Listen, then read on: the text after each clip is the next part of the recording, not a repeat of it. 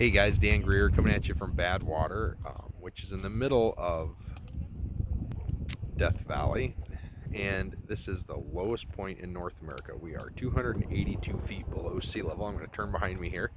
Do you see that white sign right above my head? Yep, right there. It's like right over the top of my head now. That is sea level. It's pretty cool, huh?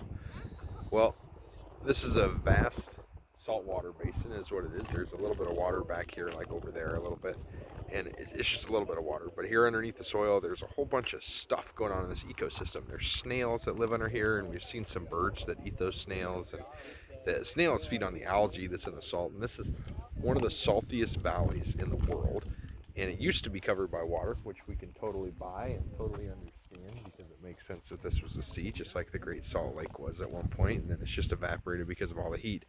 But what I wanted to talk to you today about is when you're at your lowest, there's some good things that happen there, and we don't necessarily always understand it, but it allows us to look around and look up and see what else is going on. So as we spin around and we look up at the mountains behind us, we can see where we want to go.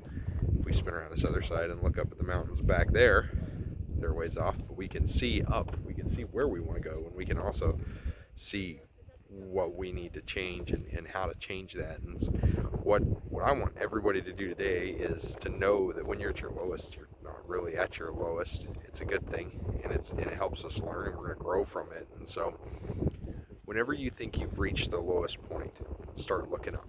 So always keep looking up instead of looking down. It's your attitude. It's the way you look at stuff that makes the biggest difference in the world. If we're constantly looking down, right, we can spin a full circle, and what do we see? We see nothing. But when we start to look up, let's make that same circle. What do we see?